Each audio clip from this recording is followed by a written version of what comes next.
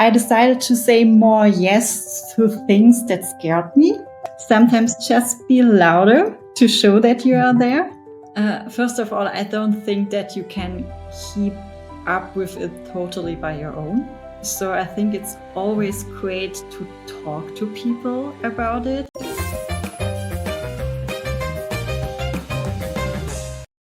Hello, good morning, and welcome to this very special edition of the Magento Association Podcast that's being produced in combination with Hello Moxie. I am so excited to be putting together this very special episode on behalf of the Magento Association and to feature this amazing woman in the Magento community, Melanie Prange. Melanie, how are you today? Welcome to the show. It's an honor to have you. Yeah, it's an honor to be here with you, Nicole. I'm very glad and I'm excited to talk to you today. Yes. Oh my gosh. I am so excited to talk to you. So I hear that you love to hike. Is this true? Yes, that's true. Yeah. When I moved to Austria, I started hiking and I just love it. Yeah. What is it that you love so much about hiking? What is it you enjoy so much? For me, it's about being in the nature and just being there without thinking about anything else. So it's like calming down for me and Yeah. just being there, sometimes also only with myself and my dog. And that's just great. And I mean, if you are climbing to a mountain, you get such a different view. And that's also something I really love about it. Yes. And the mountains in Austria are stunning. Yes. Do you have a favorite hike that you love to go on regularly? Yes, when I used to live in Austria, I loved to climb to the Kleine Sonnstein at the Traunsee. It's Okay. great because it's not that difficult, but you have an awesome view, and you see the Traunstein and the Traunsee, and it's just amazing. Oh, I love that. I have this hike that's near my home that I go to regularly that's around a lake. And I love to hike as well. In fact, I just got back from a trip to visit my mom, and she lives near one of our national parks here in the States. It's called Zion National Park. Oh, wow. I And saw it pictures is, of it. It looks awesome. it's amazing. And so every year we go visit her in the summer and we hike the Narrows hike. It's been like this family tradition. And this year was the 4th year we did it. Literally exactly a week ago, I was hiking in the Narrows. And it's just such an incredible hike. And we look forward to it every year. You get to basically are hiking in the river, upriver in this like slot canyon. And it's just so stunning. So I love that you love to hike. I find the same pleasure in hiking. I think whenever I'm on a hike, it really helps me kind of like romanticize the mundane, if you will, and like really enjoy and experience like very simple pleasures. And it's just such a great reset. What's your favorite hike you've ever done? Is it the one you just mentioned, or is there another hike that you've done that you just adore? I don't know. It's difficult to decide because every hike was somehow special. Maybe one day hike we did near Graz in the past some years ago was really special for me because it wasn't that easy, and it was when I started hiking, and so I was really proud afterwards that I did it, and the view was stunning, and there was a little house at the top of the mountain, and they were singing inside, having fun, and the atmosphere was just so amazing and special. So I guess that was one of my special hikes then. Very cool. Someday I will get to Austria and I'll hike one of those mountains. You have So. to. Give me a call then. Very, yes. Well, I would love for you. So you are I realize we need to introduce you. We talked all about hiking and we need to talk about you. So you are the CEO of MSTAGE, an e-commerce agency that's based in Austria. And I would love for you to tell our listeners just a little bit more about who you are. You love to hike. You're the CEO of MSTAGE, but tell us a little bit more about your agency and what's lighting you up right now. Sure. Yeah, so I'm one of the CEOs at MSTAGE. I'm doing this together with my colleague. We are located in Austria. We have 2 offices there in Wels and in St. Pölten. We are there till I think 15 years, so quite a Wow. while. And to sum it up, we love what we do. We Mhm. really are into e-commerce. We love working with our clients for years. I guess that's also something really special for us. We really have long-term relationships with our customers. We like to optimize their web shops and not just launching them. Mm. And yeah, we started with Magento. We are still into Magento and we love to work with it. Moreover, we are doing things like data-driven growth, optimization, and so on. So yeah, everything around e-commerce, you are right to work with us. And our team is just awesome. And I love to work with them. Yeah, it's amazing to see how much your company has grown. And, I think you're one of the largest e-commerce agencies in EU, in Europe, and recently won an e-commerce award, the Hermes Prize, correct? Am I getting that right? Is that how you Yes, say some years ago, we won the it? Yeah. Hermes Prize as Yeah. a company led by a woman. So Very that was really cool. special for me. And also, it was such a great event. It was in Vienna. We Mm, went to the Hofburg. Everyone wore great dresses. The location was just awesome. And we yeah. were very proud to get that. Also because there's a high amount of women in our company. And Mm. so we definitely want this for all these awesome women. And that was just great. Congratulations. That's amazing. What's it like, or what do you think makes being a woman leader in e-commerce and tech? What do you think that's so special or unique about that specifically that you bring to your position? It's difficult for me. It's not that special because it's Mm. just, I haven't planned to be there. It just came naturally. And I also see a lot of awesome women in tech, Yeah. but it's not the industry where it's normal, Mhm. unfortunately. But I think I have just this passion for e-commerce, which Mm, brought me there, and also a lot of people who supported me. mm. So I have never planned to be in this leadership role in e-commerce, but I'm loving it. And there were some moments in my career who led me there, and now I'm happy to be there. Yeah, I love that. I love that you mentioned that you had some allies who supported you. So and I will say my own experience too, being part of the Magento Association Mm. is that there have so many incredible allies within the Magento community that have supported me in my career, who have given me opportunities to Mhm. speak and to share, and it's been such a wonderful gift. And I think there's something about the like Magento open source, the ethos of that community. It's very democratic and open and inclusive in general. And so I would love to hear from you. Like, what do you think it takes from your experience with people who have supported you, the allies that have supported you? What does it take to be a good ally for women? Openness. So Mm, you shouldn't, in my opinion, it doesn't matter if it's a woman or a man yeah. because it shouldn't. It's a person who Mhm. is interested into this kind of industry. And it doesn't matter which gender this person has, it has the same passion. So I think there shouldn't be this difference.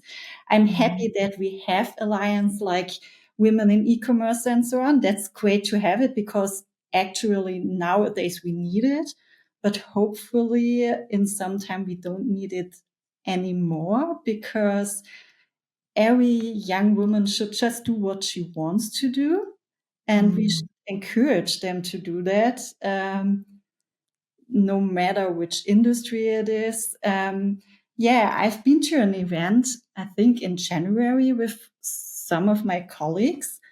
And I remember we were standing in Berlin at this tech fair. And she turned around to me and said, wow, I really didn't realize how male dominated this space still is.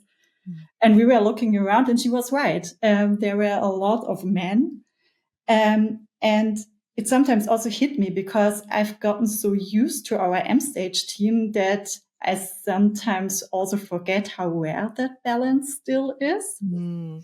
And that's also why I love formats like Women in Tech or our Slack channel in the Magento Association, because it's a good way to encourage more women to step into the spotlight and show that they are there, because there are a lot of incredible women. They just have to show them themselves. Yes, you're absolutely right. And I think seeing people in leadership roles like you are, and the fact that you have such a diverse team on, Mhm. within your company is huge. I know I worked early in my career for a woman-owned company for many years, Mhm. and the entire executive team was female. It was incredible. And I didn't even think, it's like one of those things. It's just because when you just see it, you just don't think about it. You just see what's possible for you because you see them doing it, kind of a thing. So like you be leading the way that way is probably supporting so many other women that you don't even realize or think about, right? Because they're seeing you and they're seeing what's possible for them. Mhm. So I love that. That's really cool. And I also love what you shared too about it's interesting. Like you shared that eventually, the women in e-commerce, communities may not be needed because it's just going to become so natural that there will be Mhm. more women in that. What do you think needs to change for that to happen? Wow, that's a difficult question. What needs to be changed? I think we need more role models, like you Mhm. said, that we see that it's possible and that it's not that hard, that if you have the passion, it's easy. Yeah. Um, and I think also that sometimes maybe there are women in tech. They are not that loud. So maybe Yes. sometimes just be louder to show that you are there. I mean, I met a lot of incredible women on e-commerce events and also in the Magento Association. So they are there. Just say that you are there and show you as a role model. And then I'm sure that a lot of incredible women will follow. Yes, be loud. I love that. Take up space, right? Oh my gosh, that's so true. Why do you think it is so important to have more women and minorities in e-commerce? Speaking of, Um, why is it so important? Because I think the mix of different people are very valuable because they are bringing different views into a project and also different strengths. So Mm, I can see that because I'm in the management with with a man, yeah. and it's a perfect fit, I would say, because we have different strengths. We divide our things which fits perfectly to us. And we see that this combination works very, very well. And I'm sure that each of us without the other person wouldn't be that successful than in this combination. Mm. And yeah, that's just great. And it works very well for MStage. And I can't imagine to work in another way, I have to say. So, That's so beautiful. I've experienced that too with some of the male colleagues that I've worked with who have supported Hello Moxie. It's mhm. so great to have just a diverse opinions that are different than yours and hearing a different perspective with different experience. It makes the product and the service that you're creating so much richer and so much more innovative. You're able to tap into more diverse strengths and opinions and experiences. And it's those differences that can create a richer, more innovative product and service. I totally love that and totally agree. Yeah, exactly. And I think it's also like maybe sometimes female leaders are a little bit more empathetic. And Mm, also for, at least that's what I experienced for young women, it was easier to talk to me than to a male leader, at least at their beginning of their career. And yeah. I love just to encourage them to achieve something. because I think leadership can't be copy pasted from one person to another person. That's just not possible. It has to be shaped around people. And I think therefore it's also great at our company that we have two leaders, because some people can talk easier to me, others easier to my colleague. And that's just great to have this opportunity to use that and give everyone the possibility to develop and to grow in the company like they want to. Lovely. So true. I wonder for you, I loved what you shared earlier about women just need to be louder. Mm-hmm. As you look back on your career, and you just built this beautiful career, you're running this very successful agency, doing incredible work for your clients. I can feel the passion that you have for e-commerce. It's so inspiring. What was your journey like to finding your own voice and being loud? I think I had maybe two moments in my career that led me into this position I am now. So I guess one moment was when I was just thrown into the cold water. So I worked as a consultant, and my team, they just got sick, and I got this call and they told me, Melanie, we are sorry, but you have to run the workshop tomorrow by your own. We cannot just cancel it. And I was there, well, okay, now I have to fake a cold by myself. I cannot do that. And of course, that was no possibility at all. So I tried to calm down and remembered, okay, I did almost all the preparation by myself. I've been part into the former workshops. And so I said, like in German, we say Augen zu und durch, like in English, just do it. And so I was traveling to this workshop, and I was standing there. My heart was pounding, and I was convinced everyone in the room could hear it. I was so nervous. And I would lie if I would say it was super smooth. So the first 10 minutes, they were very shaky. But then I would say I found somehow my rhythm. So they asked questions, I knew the answers, and we had such a great discussion with a great output for the project.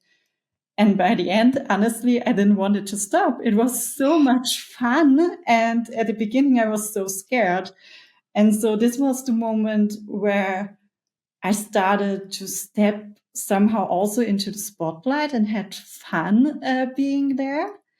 And I decided to say more yes to things that scared me at the beginning.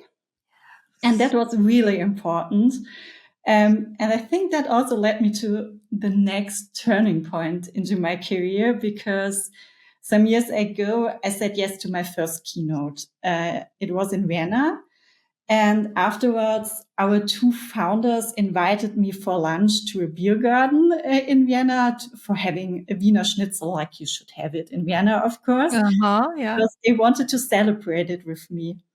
And they were cheerleading me the whole keynote. We were sitting in the front row, and it was just an awesome day. And so we were sitting there in this beer garden halfway through our meal, and then they totally casually said, hey, Melanie, we would like you to take on the CEO role of MSTAGE.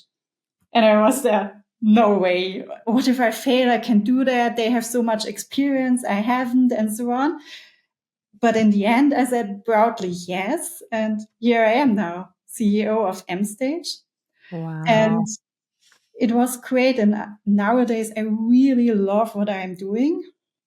And I think looking back, I've realized that most of my biggest grow moments came when I felt somehow unprepared. So, but I said yes anyway, although I would say everything in me screamed no. And yeah, maybe I started before I felt ready and became ready in that way. And that changed a lot. Yeah, and honestly, still sometimes I cannot believe it, because there are still these moments when someone is saying, that's something the boss has to decide. And then it hits me because I said, oh, right, that's me. But that's a good feeling that they have this trust in my person, that I can carry that responsibility. And I'm not alone. I mean, I have this awesome team around me, and therefore I guess everything is possible. So many great things that you shared there. Oh my gosh, I love all of it. So, my first question for you is, do you still get scared? Yes, of course. I'm still Yes. It scared. never goes away, right? It doesn't matter. No, I don't think that it ever goes away. I was also scared before our podcast, because it's the first podcast I'm doing, but it's also a thing at that, okay, I have to say yes, because Yeah. every year I need to do something new. So here we are. Oh, and I'm so glad you said yes, because this conversation is just amazing. So, one of the things you said, and as you were sharing your story, that stood out to me is that in that moment when you were thrown into this workshop and you had to do it on your own, you mentioned that you remembered that you knew what to do. Like you had this moment where you remembered, oh, I'm prepared. These are all the things I've done to get to this moment. And I think that's such great advice for someone who is maybe thrown into something they feel unprepared, is to take a moment to just reflect and remember, this is what I know, and this is how I've prepared for this, right? To kind of give yourself some confidence going into it. So I thought that was really special that you did that. And I also loved how you shared that just do it. Like when I was in this hike with my daughter last week, we were in the Narrows, and then we were hiking in a river. And a lot of points in the river, you have to cross the river. And there was this point where she had to cross the river and she couldn't see in front of her. So it was like the water was really murky and it was maybe up to her knees. She couldn't see the rocks, and you don't know, like there's rocks on the bottom of the river. And so you just, and she turns to me and she says, Mom, I don't know which way to go. And without hesitating, I told her, you won't know until you go. Like you just have to take the step. And I think that you highlighted that so beautifully in your story, is that just do it. Like you're going to be unprepared. You're going to feel afraid. You're not really going to know. You're going to feel uncertain, but you don't know until you take that step, and then the next step, and then the next step. And then you just build on it. And that's how you gain confidence. And like you came out of that and you knew you were afraid, and you came out of it loving it. And so what did that teach you the next time? It's okay to be afraid. And I love this at the same time, like that experience just kind of builds on itself as you step into more brave and scary kind of situations. So Absolutely. That's really beautiful. I also love what you shared about how you had 2 cheerleaders for your first keynote sitting, watching you in the first row. And I think that just illustrated to me just how important it is that we have this team community to support us, right? And really cultivating and finding those people who are going to be like kind of like our courage companions, or the people that are going to be there to help support us as we go. What have you, I know you also lead an e-commerce community, E-commerce Horizons, and you've done these really cool events, and you're part of the Magento community. I would love to hear from you. What is it about community that is so important to you, and how has community shaped who you are as a leader?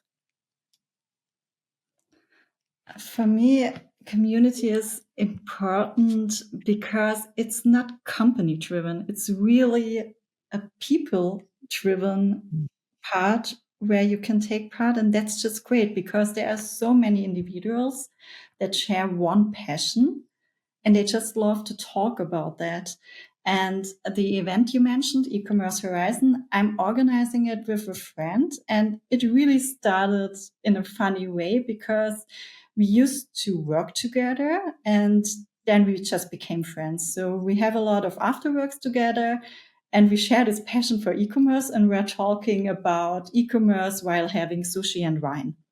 And one day we were just talking about, like, why are we doing this only together? Why aren't we talking with a lot more great people? And so we had this idea to just start an e-commerce event, because we couldn't find one in our area. And 3 months later, we had the first event with about 70 persons, which was so great, because we are coming from a smaller town, but there are so many great companies, so many great people, and to meet them there, it was just amazing. And now I think, some weeks ago we had the 8th e-commerce horizon. So the event exists now for 2 years. Mm. And this community became a little bit like meeting old friends. So you're always exciting to meet the people and you have really great conversations. It's not about telling who's the best. It's really authentic and learning from your failure as well. And that's Mm-hmm. what community also means for me. It's not about showing who's the best on the market and who has achieved what, but it's about celebrating together what someone achieved and also learning from each other and helping each other. And that's just great that there exist so many great communities where you do this and have this. Yeah. I love what you shared there about like the community helps you learn from your failures. You're absolutely right. There's a safety that you find in community Mhm. where you can really open up and in a different way than like, certainly when you're with a client, right? Or Exactly. in a sales call where you're trying, Yeah. but within community where you can really kind of lean on each other and share your struggles together and then find solidarity and get support and hear other perspectives that maybe can help you solve some of the really difficult challenges that we're all facing right now, right? Like Yeah. it's definitely challenging. Which kind of like leads me to my next Yes. thing. I mean, I feel like we're facing so many headwinds in this industry. Mhm. And yeah, I'm sure your clients are feeling that too. I don't know. At least in the States, it seems like there's a lot of global economic uncertainty right now. Tell Mhm. me are you experiencing that on your end and your clients? And what is your perspective on some of the headwinds that we're facing? Of course, I think we are facing it also in Europe that Mm, everything takes a little bit longer.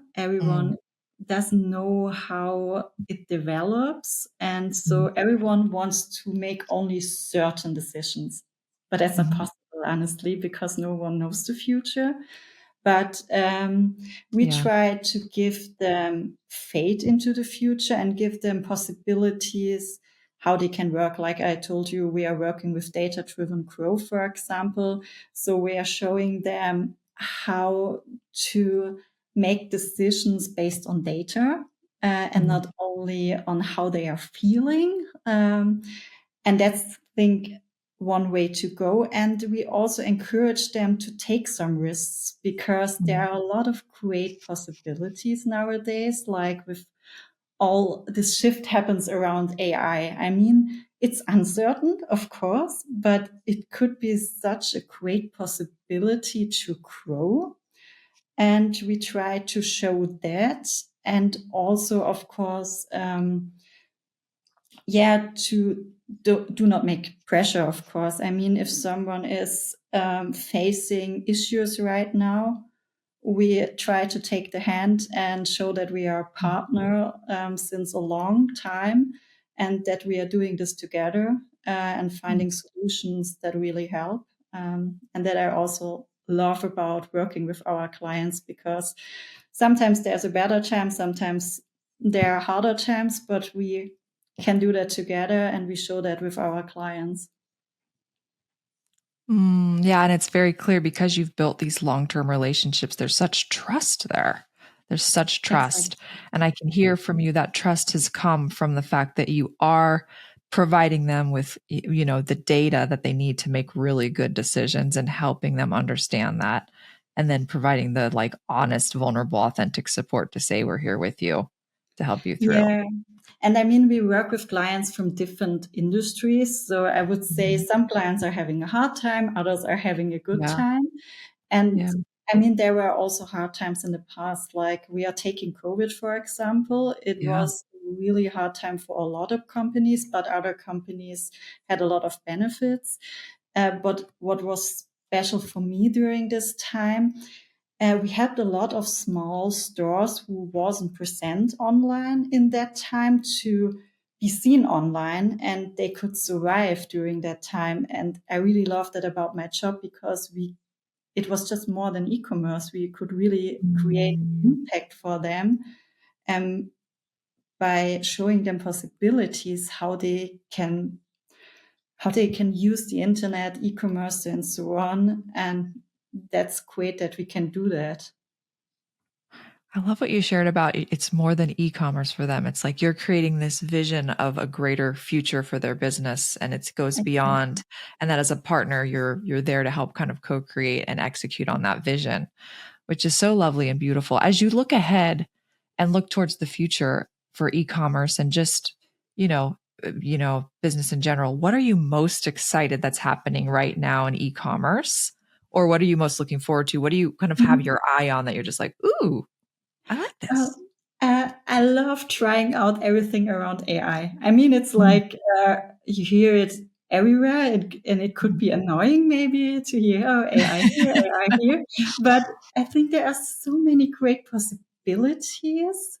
And I don't really make this, okay, now we can make processes faster and more efficient. I mean, more than that, because for me, AI can be a real door opener. I'm really excited what new business models will be there in the future if you have this AI first mindset, or how companies can rebuild themselves when we think what's possible with AI, not just with how they can develop processes, but what can they do now, what they couldn't before. And that could be, I don't know, maybe it's sometimes e-commerce can be annoying. You have all these category pages and you just scroll and scroll. And I mean, it's not that fun always to shop online, but I think there could be a great future that's not that annoying, but that makes fun. So you could have fun for e-commerce and also to have it for everyone. Like, I don't know, my grandfather, for example, he's 94. And he's still checking every new web shop we are launching with MSTAGE with his smartphone, which I love. And he's scrolling, of course, and he's checking it out. But when it comes to a checkout and so on, it's really exhausting for him. And then I'm more like his personal shopping guy. Okay, I have seen that in the internet. Can you shop that for me? And now I imagine something like in the future that he could just say to his digital shopping assistant that he needs a new trouser, and his shopping assistant knows that he's sitting a lot in his wheelchair, that he likes gray and blue as color and so on. And then smoothly he just gets, I don't know, 3 trousers, and he has to decide, one click, done, and it's sent to him. And it's then so easy also and tailored. And I think AI can really help to have this new shopping experience in the future. And I'm really excited to see what's coming, because right now I'm not really sure where it's developing. And I think no one really is. Everyone has some kind of idea. But I mean, reading the news, what's happening in AI the last week is wow. And then you have the next week and the next week and more is coming. It's really exciting and I love it. That's also why I started in e-commerce, because there's always something new. And now we really have a time that a lot of things change. And there could be a chance for a lot of companies to use that. Also when it scares a little bit, of course. Yeah, well, I love your optimism there. I think that's so beautiful. I mean, basically what you shared, that vision that you just shared of what would it be like for my grandfather to just in one click be able to make a purchase. He doesn't have to browse. He, cut out that and basically the AI is feeding him recommendations and knows him so well that it can recommend to him. And all he has to do is just pick, click, and then it's done. He doesn't have to put in his shipping information or his credit card information and all of that. Which is, I mean, for people like me who are very busy and so many of us just don't have a lot of time, that just creates such a really beautiful customer experience. What do you think needs to change for a lot of these businesses so that they can prepare and be ready for that to be able to use that sort of AI solution, that agentic kind of experience? They have to tidy up, I would say, because a lot of processes are, sorry to say it that way, they are just shit. And if you have a shitty process and just put AI on it, Yeah. it doesn't get really better. It's maybe then more efficient, but it's still not good. So Yeah. I think you really have to look where to use AI and where maybe you just have to rethink your processes and build better processes, because I don't think that you need AI everywhere. Sometimes it's just maybe now the time to have a look closely and rethink things. And maybe also sometimes a smart automation is enough to do a better process. You don't need AI everywhere, because you have then this, okay, we have AI there. That's not necessary, but you have to look closely. And then, of course, also without a good data, a good documentation, and so on, also AI won't work pretty well. So yeah, have a look what you have now, tidy up it a little bit, do your homework, something like that. And then you can start of rethinking new things and building great things with AI. That should I be a good love that. starting point. And start with small things, with easy things, I guess. Sometimes we are looking at big processes and start with them, and then we are frustrated if it doesn't work like we would like to have it. So in my opinion, it's easier to start with small steps, have a look at smaller things that are maybe do not have the biggest impact, but you have a success. And a success is always really important at the beginning with new things, to also have the people around you with you supporting what you are doing. Such great advice. I love that. Baby step it. And you mentioned how important it is that you have the kind of the foundations in place before you're ready for those kinds of steps. Like the data has to be robust and clean, and there has to be solid integration between your tech stack, right? So that everything can kind of work.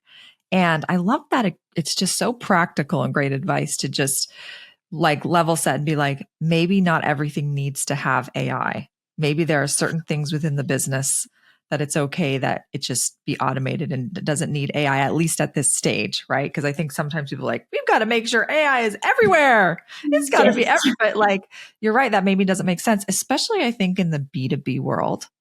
For B2B specifically, which is very much built on legacy sales processes and very much human interaction, because these sales are so complex a lot of the time and there's so much at stake.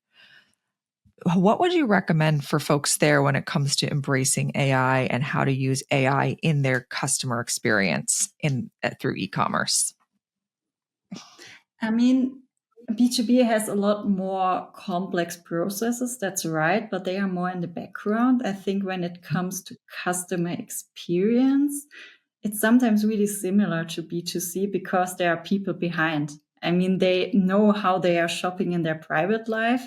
They won't shop differently when they are shopping for a company. Of course, they are shopping more things, and they are talking more about prices, tier prices, and so on. But I think the shopping experience shouldn't be that different. But I think you are right. B2B is sometimes also in e-commerce not that far like B2C. So B2C is sometimes more, they try things out, and if it doesn't work, it doesn't work. They try something new. And in B2B, they know what worked in the past and they stick to that because it worked. And of course, I mean, there are a lot of processes. You always order the same. Why you should change this?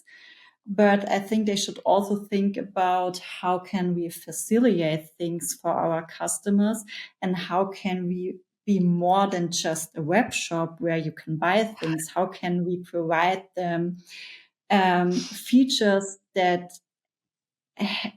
give them things they don't have in another web shop, because that's why they are coming back. It's not only the price, it's how they enable them, maybe giving them dashboards where they can see different things, give them marketing materials, or what else, make it easy for them to shop, but also easy to find the right information they need for these really complex products they are selling. That's such great advice. So, like making sure that you've got really solid data to share with them on the products that's really deep and robust, and thinking about what they need in their experience to help them make those decisions. Oh, so good. Oh, Melanie, I could talk to you all day.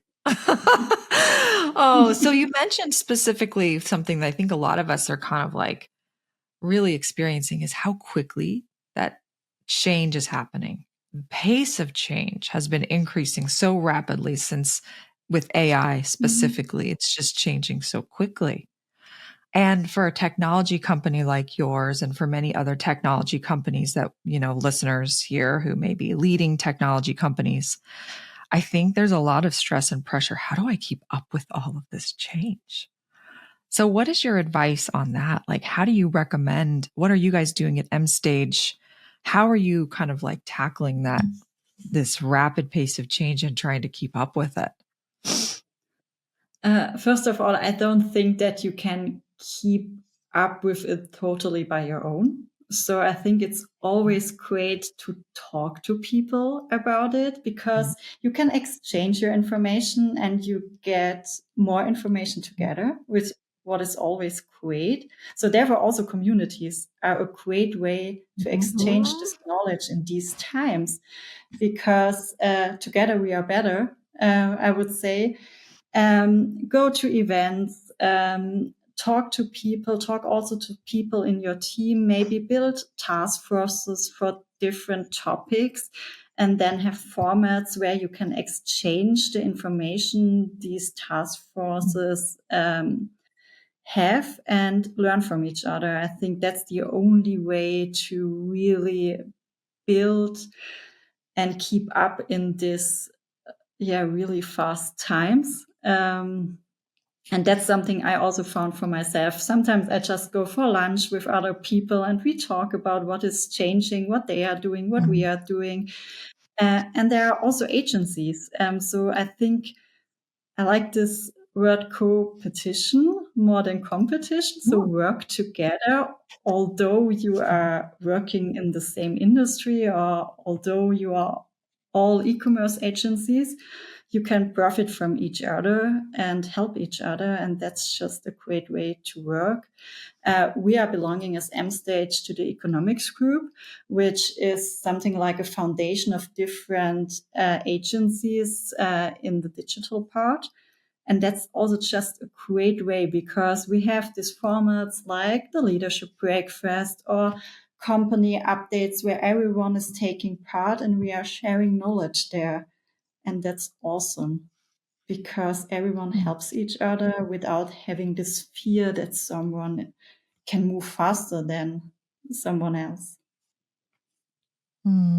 So good. Co-opetition. I love that. And I think that's something I've experienced firsthand in the Magento community at the Meet Magento events specifically. I've been to quite a number of them. I go throughout the year. I love to go to them for this very reason, is that it's such a unique environment where like these people who would be competitors in the real world are all coming and they're all learning from each other and they're all friends and they're all, supporting each other in this really beautiful way. And I think that's what's so remarkable about the Magento community. Yeah, like it's always had this kind of like communal ethos, which I think is why it's survived the way that it has, is because people need that in order to innovate and in order to stay ahead. So, lovely. Oh my gosh. This has been so amazing, Melanie. I want to thank you so much for coming on the show. It's been such an honor to host you and have you be my guest. Well, I would love for you to share, like, where can people get a hold of you if they'd like to connect with you after the show? I think easily at LinkedIn. Just search for my name and I'm happy to connect, to share some insights, or maybe also to exchange knowledge in these fast times. Yes, love it. Love it. Well, I love the work that you're doing. It's incredible. and so, so, so important. Thanks for being such an incredible transformational leader, especially in this space, for leading the way that you do with such, positivity and optimism and just passion. Your passion for e-commerce just comes through so loud and clear, and it's just such an inspiration. So thanks for leading the way that you do and for being my guest.